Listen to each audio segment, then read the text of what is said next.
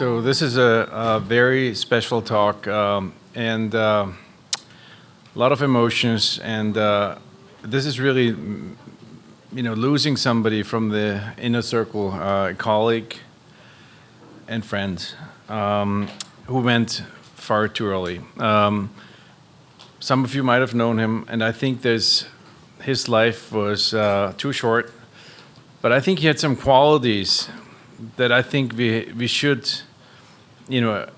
aspire to, and that are hard to find in people. So Ralf was born in Germany. On the right side on the map, you see that middle of Germany goes to Czechoslovakia. And Ralf was actually an athlete, and he did decathlon, and he was a pusher in the national pop sled team. So he pushed the sled when they go down, incredibly fast. And I think that's, a kind of a feature that he kept during his life, because I think he pushed us all. So he went to high school, actually did an exchange in the U.S., in Michigan. He had very, very good English and good skills.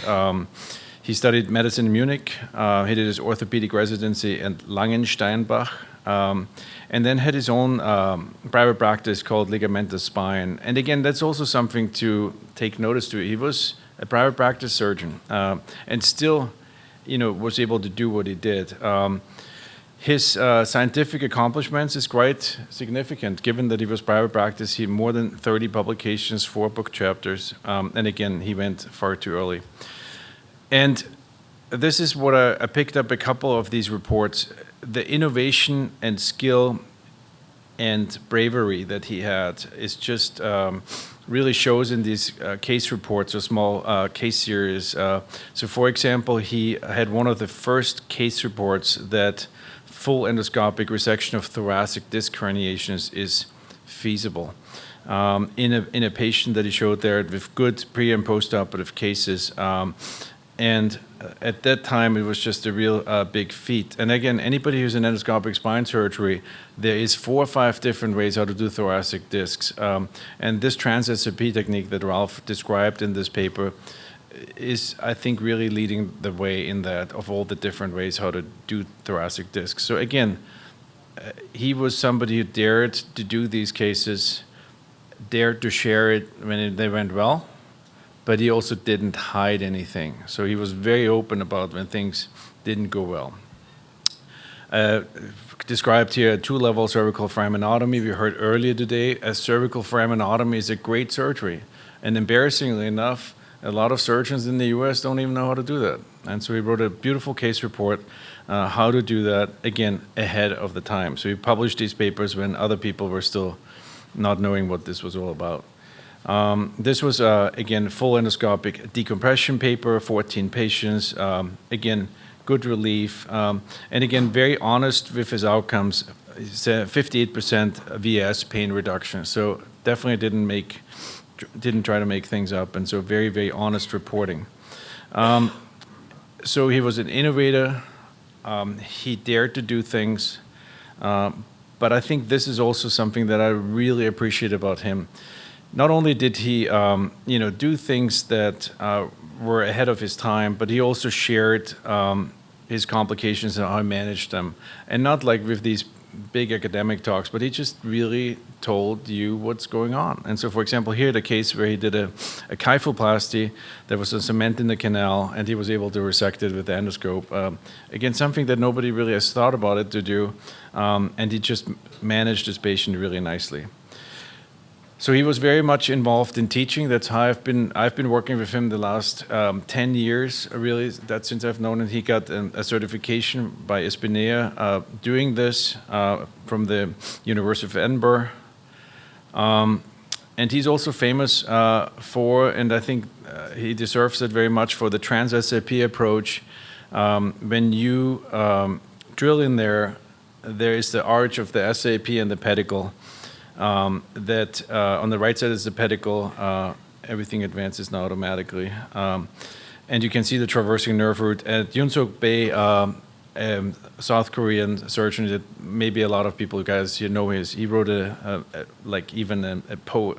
poem for him for the Wagner's Arsch. I'm sure he had a little bit of AI help, but it still, you know, shows a lot that you know, he did that. And Ralf was really the first one pointing that out, that, you know, you have the SAP, the pedicle, and that gets you right there. And it makes everything so much more, you know, palpable and easy to kind of like do. So really, every time I do this case now, we always think about Ralf and how he prepared that. And he did beautiful dissections there.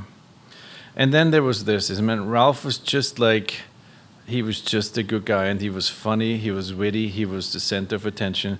This is a video that he sent me, and we only have 4 minutes time, but this just like, you know, things, you know, 3 reasons why not to drink beer. You know, this guy wakes up here, and it's just hilarious. He was just, keep it alive, you know, it's just so easy in the trot not to, you know, forget all this.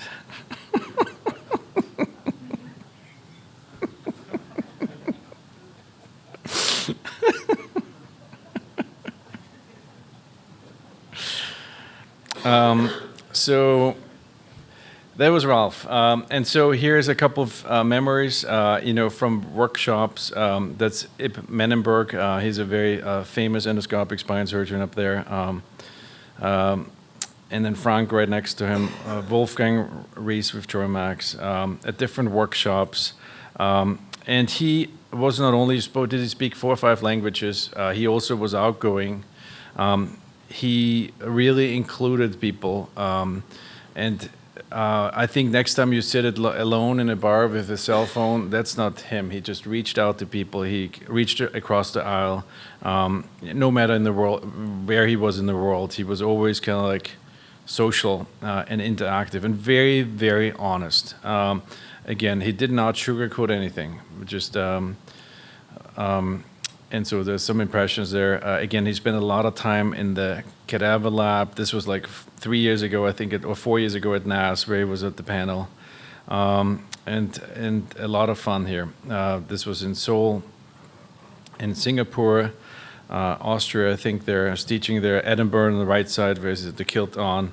And this is when he got the Espinea Award for, I think, 5,000 cases, yes. So he was celebrating there. And yeah, a friend, I think an exemplary sort of surgeon in terms of like daring and going and moving the field, being honest, and not forgetting the, you know, like the joy of life and the joy of friendship and camaraderie and community. He was just a really good guy and friend. So thank you for honoring him.